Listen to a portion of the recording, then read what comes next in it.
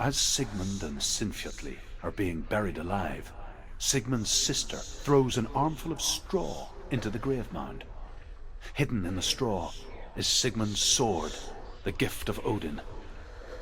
They cut their way out of the grave mound and set fire to Siggeir's hall. The king burns to death. Sigmund calls to his sister to come out so that she may live and be honored. She does come out, but only to tell him the truth. That she had slept with him, her brother, to beget a strong avenger. I am not fit to live, she says, and walks back into the fire. Strike vengeance from your heart, Senua, as there is always a heavy price to pay.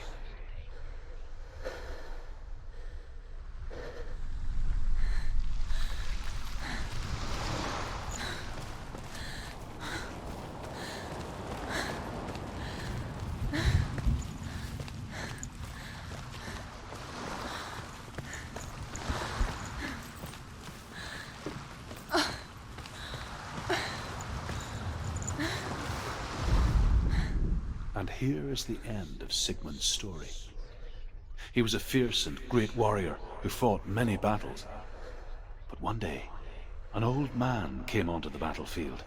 Although shadowed by a hood, Sigmund saw that he only had one eye. The man raised his spear, and Sigmund struck at it with his sword, but the sword shattered into pieces. Sigmund then knew that this was Odin, and thus that victory could not be his. He bowed his head and accepted his end. Dying, he tells his wife that she is with child, and that her son will one day make a great weapon out of the fragments of his sword. The sword named Gram.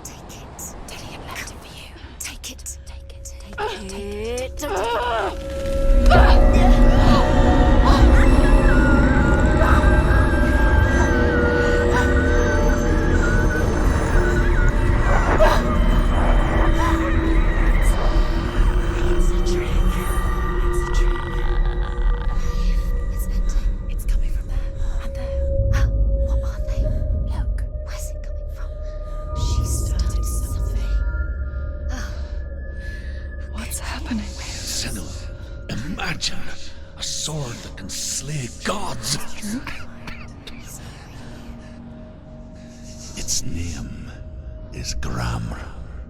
It was forged by the god of all Northmen, Odin, and gifted to Sigmund, a great warrior. I need this sword. It's important. Can you help me? The sword appears whole, but it is an illusion. It shattered into shards long ago. It is said a great warrior can reforge Gram by answering the trials of Odin, one for each shard. The roots of the tree of death will take you to new lands where you will face the trials. Go to the shard. Go to the shard. Go to the shard. What's the shard? Where is it? Find it. There it is. Focus. There's the shard. Focus. Focus. Use your eyes. Look. Get closer. What can you see? Go to it. It's not safe. Don't go near it. Move closer. Go. Come on. A king in the north forced the dwarves to make a sword that would never fail and never rust, and that would slice through iron and stone and bring victory to its bearer. But the angry dwarves cursed it. It would be the death of a man every time it was drawn, and it would be the death of the king. Let me tell you about the sword Tyrving.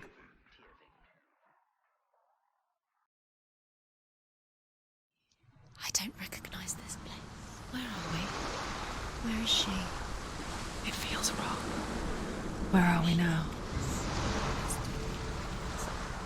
burial mound.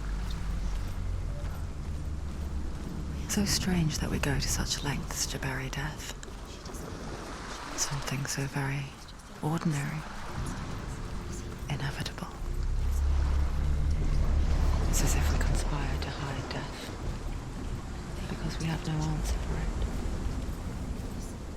But when it comes and forces itself onto our friends or loved ones, then comes the reckoning. Senua, you remind me of a story that the Northmen tell about a young woman warrior. Her name is Herver, the daughter of a berserker born after he was killed. She's a wild, willful child who teaches herself to fight with weapons. When she learns where her father is buried, her only desire is to reclaim the treasure buried with him, but above all, the sword, Tyrving.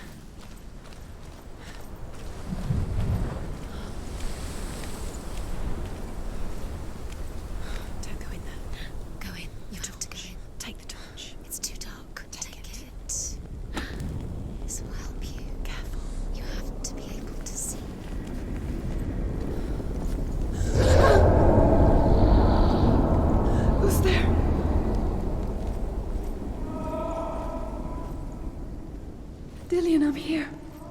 I'm here for the trials. Like when we first met, remember? I'll find him.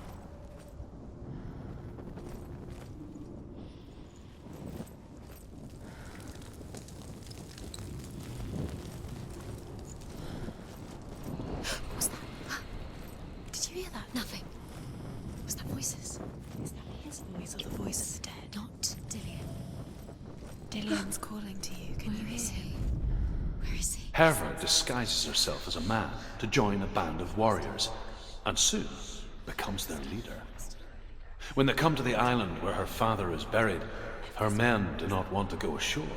They say that evil haunts the island, and that it is a worse place by day than other places are by night. Fearless, she lands alone.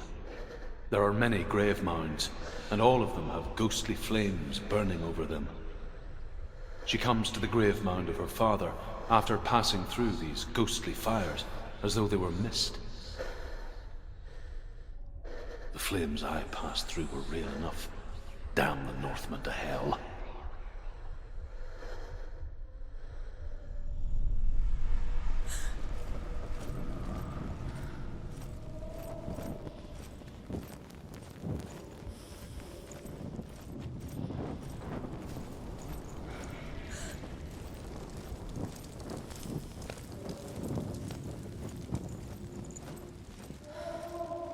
Don't touch the walls. You don't know what they might do. Turn back. She has to keep going. It's not safe here. She has to keep going. If you go down there, no one can save you. It's too scary. I can hear him.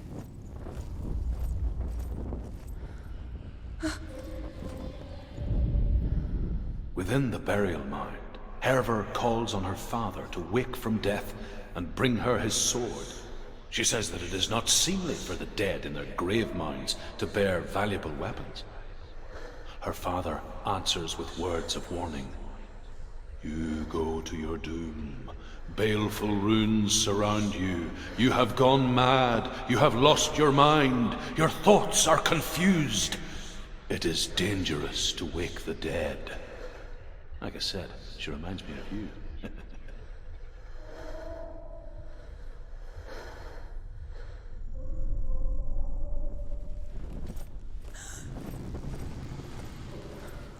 The voice is getting louder. Listen, Dillian.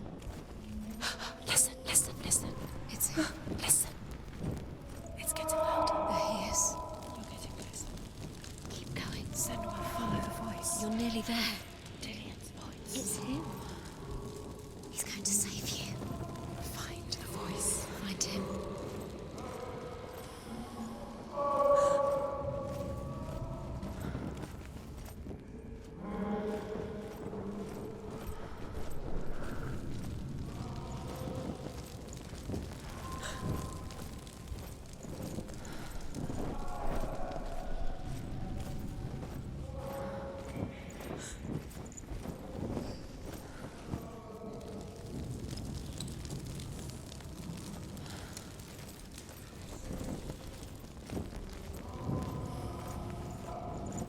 Find another way. It's not working. You have to use your mind. Where can you go? You're failing. Find another Think. way. Think. Focus. Use your mind. Where's he gone? He's disappeared. You let him slip through your fingers once again. It's not him. It's not him. We told you. We told you it was a trick.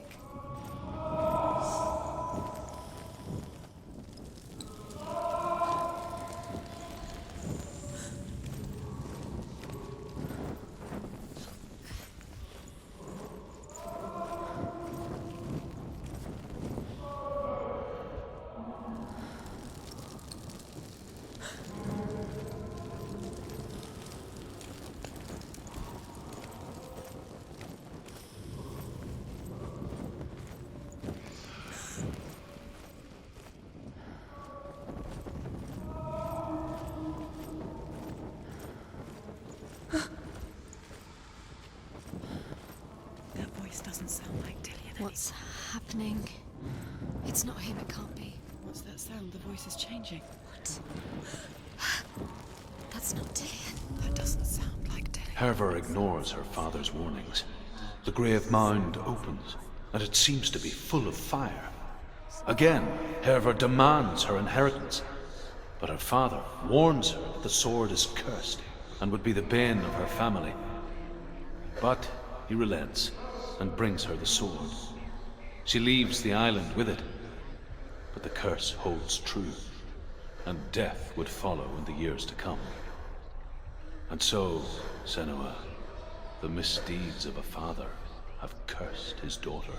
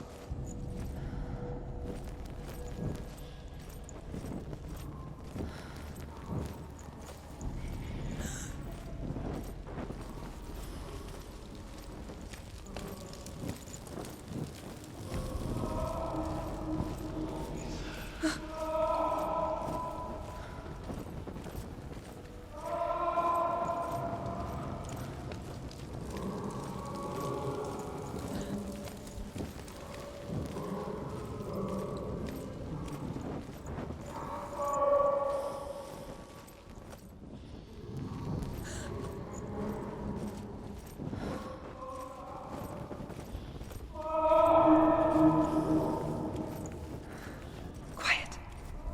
He wants me to find him. I'm lost without him.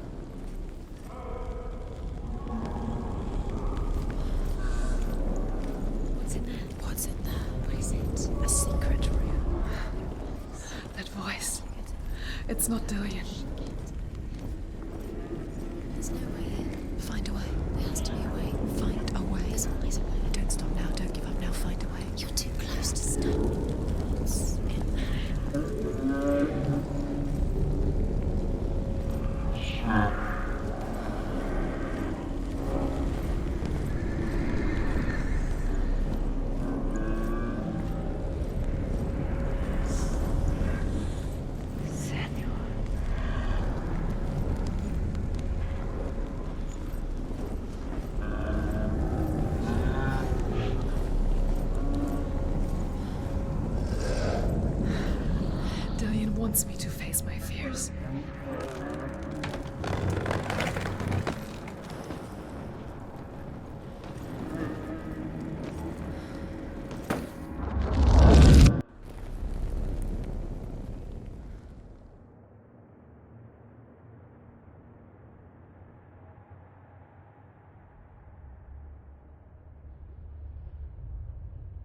Father.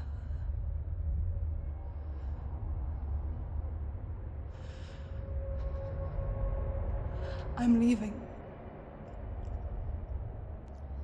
I've decided. I think it will be good for me.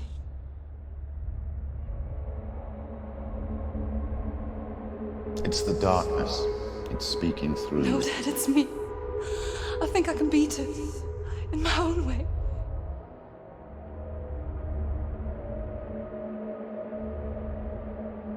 I can see the darkness in your eyes, child. I met a boy. Boy. The chief handsome. No. He said he could help me. It's a trick. He said I could be normal. Normal. Yes. No boy is going to save you. No one can. When they see the rot growing inside you, No! they will turn their back on you. The gods can only fix you through my hand. You're going nowhere. No. You will not defy the gods.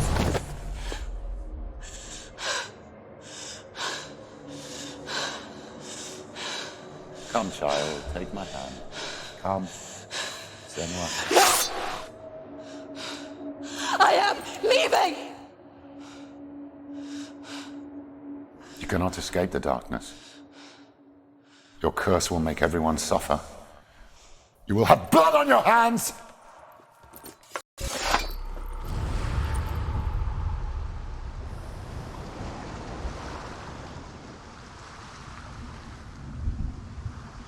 It's done. You did it, but there's more. Going. There's more. You're tired, but you have to keep going. There's still more. There's always more to do. It's not going to be easy. You're getting tired.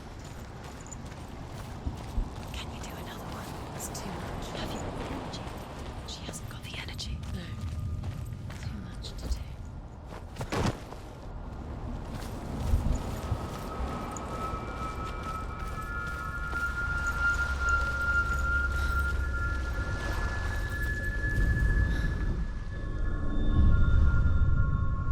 I want to tell you a story about a god of the Northmen called Balder.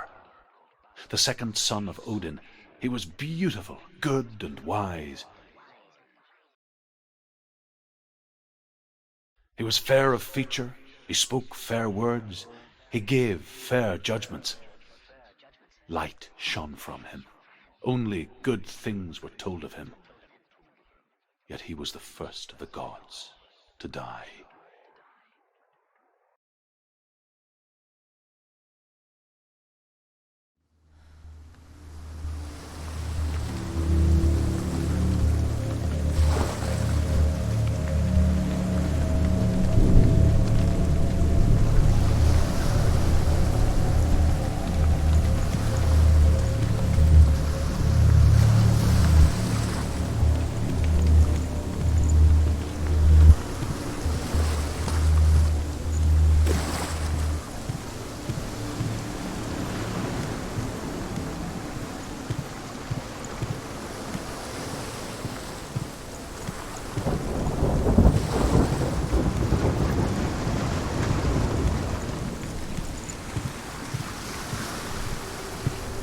Bridge. You've come this far, but the bridge is broken. There's no way you can fix it. What do you do now, Sam?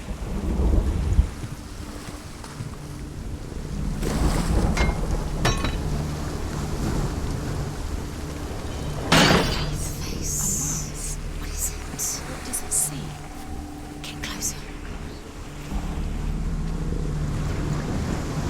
It's dangerous. Don't go near it. Don't go there. Don't go too close. Don't go to the Mars. You don't know what will happen if you touch it. Focus. Focus. Where are we? What is this? It's the same. Different. It's another world. It's lighter. It's nicer. I like it here. Can we stay? Let's stay here. The bridge. It's fixed. What happened? The bridge is fixed. Let's cross it.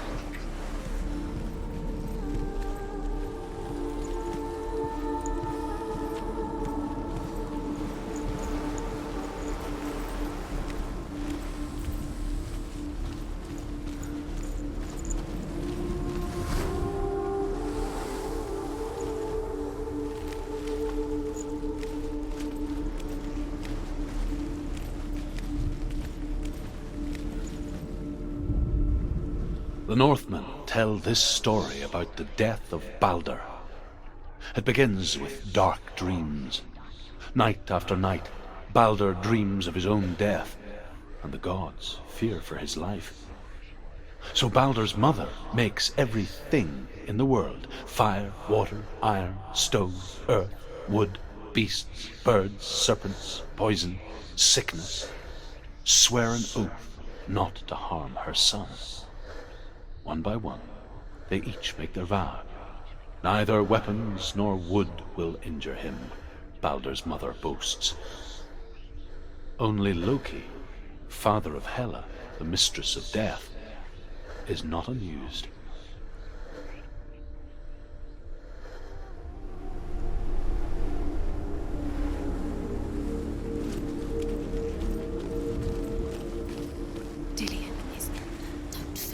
You can feel it. You need the runes to fight Dillion. You need Dillion. He's waiting for you. He always said he would wait. He's close. He cares about you. He is close. He loves you. Calling you. Dillion, open the gate. She can't. Open the gate. It's locked. Try harder. She can't. The gate. She can't. She can't. She will. She'll find a way. She always finds a way.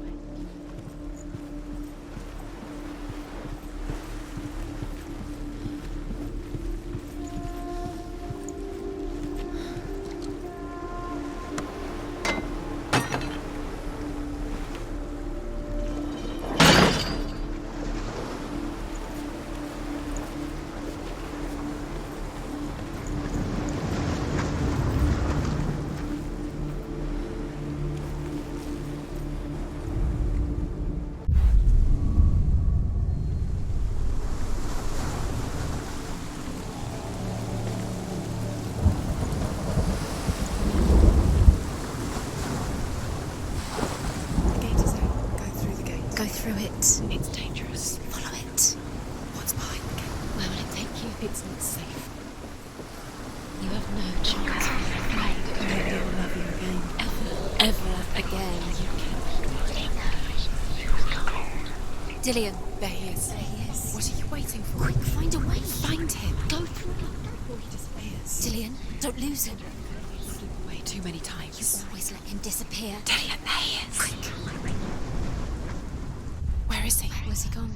We're in the wrong world. He's not here. She's in the wrong world. He's not in this world. He's in the other one. He's in the other one. He's in the dark world. the dark.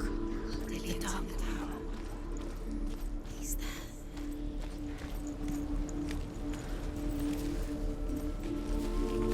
The world once seemed so simple. Black and white. Darkness and light. Narrow dividing lines of our own making. Dillion taught her to see further. To peek through the cracks and see the worlds of colour stretching away from the gloom. And Senua explored new paths into the unknown. Loki shapes himself into a woman and asks Baldur's mother, "Is it really true that all things promise to keep him safe?" "I did not ask the mistletoe," Baldur's mother confesses. "I thought it was too young." Oh dear. He cared in a way that nobody else did.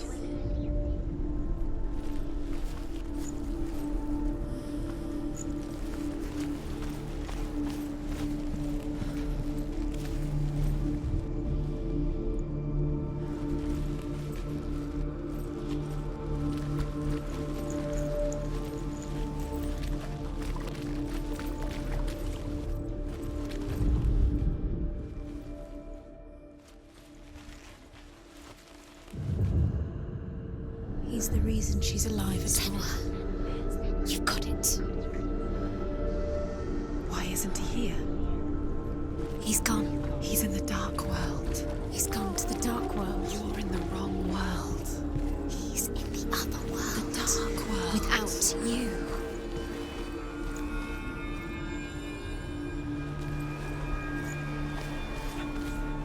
Do you remember what love feels like?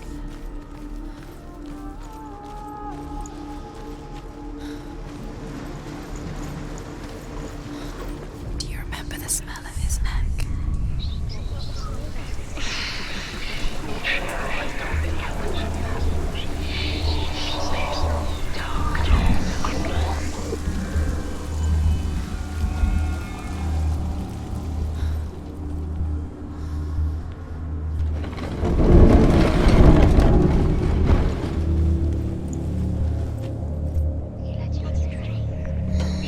Everything gets broken in the end. You killed him with your love because he believed in you. There he is. Where are you taking He's him? up there. He's up there. How do you get up there? There's a way.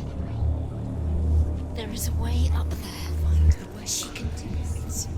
You're nearly there. She'll find the way.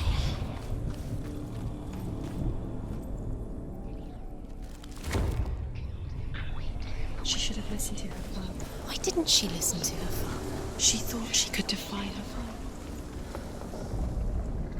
Loki makes a dart out of mistletoe and goes to the gods as they throw things at Balder. The blind god, Huth, was there. Loki asks him why he wasn't taking part. Huth says, I cannot see where Balder stands, and even if I could see him, I have no weapon. What does that make you feel? Loki replies, Here is a wand. I will tell you where he stands. And Huth throws the mistletoe at Balder. It pierces through him, and to everyone's horror, Balder is killed. And for this, Huth is slain. Doesn't know who killed him, but we do.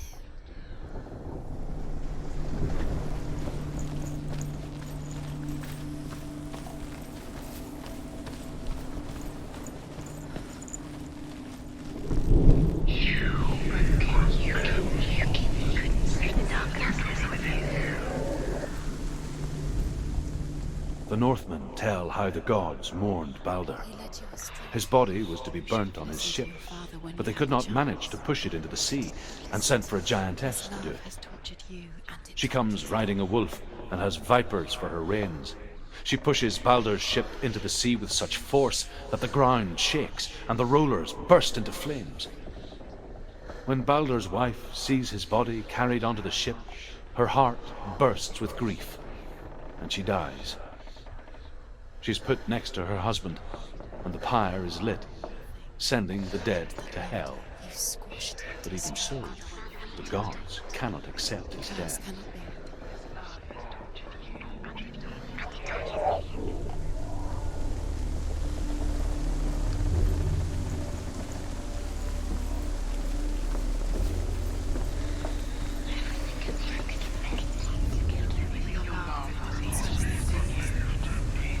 Years had passed since she left her father.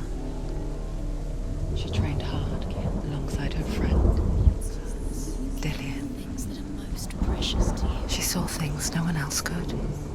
Patterns, shapes, movement.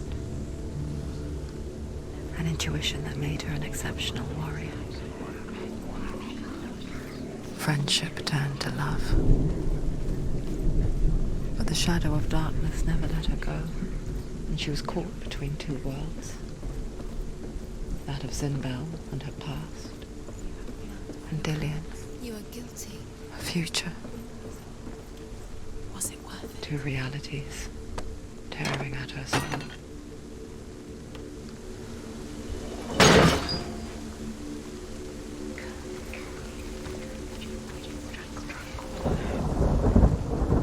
He saw who she could be. He saw who she really was. He saw the warrior within.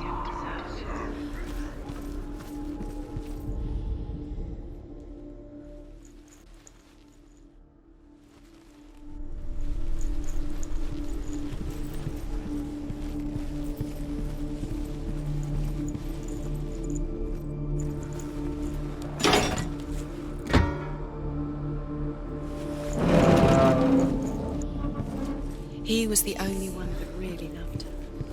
He did love her. Overcome with grief, the gods send Hermod to ride to Hell and ask Hela to let Balder return home. All the gods are weeping, he says. Are they? Asks Hela. We shall see if he is truly missed. If everything in the world will weep for him, he shall go back to the gods. But if even one thing refuses, Balder stays with me. The gods send messengers everywhere. Weep for Balder, weep him out of Hell. And everything wept. Men, beasts, earth, stone, trees, metal, everything.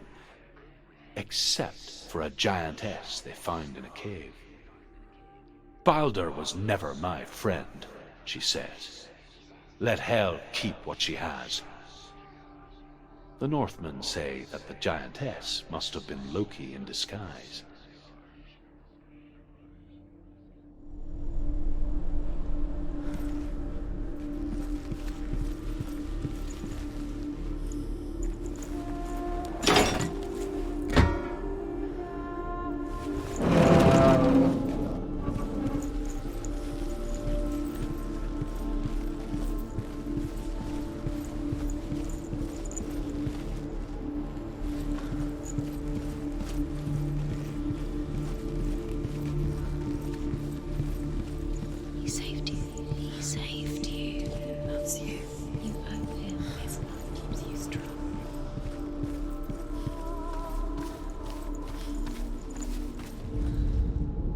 Your curse has claimed Dillion. He didn't know. He was kind.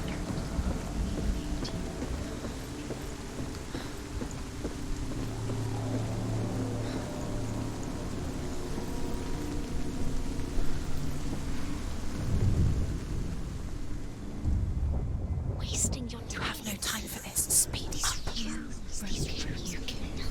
You couldn't see the darkness within you. They've set you trials to distract you. They set you up, and now they're going to watch you fall. What if these trials mean nothing? She's laughing at you. Because if they take you no closer to Dillion, That was Dillion, and you're letting this get in the way. what if it were just to tire you out, to make you weak before the battle? Look what happens to the things you love.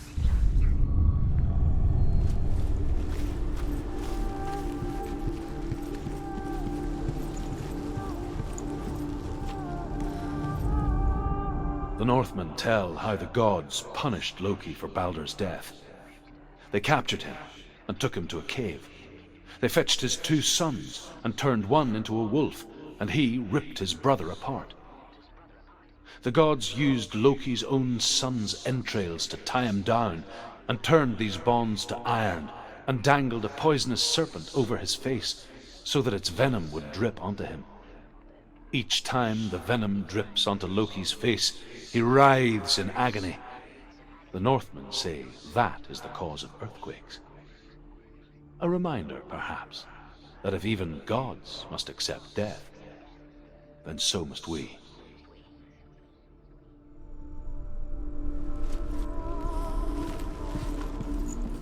Remember Dillion?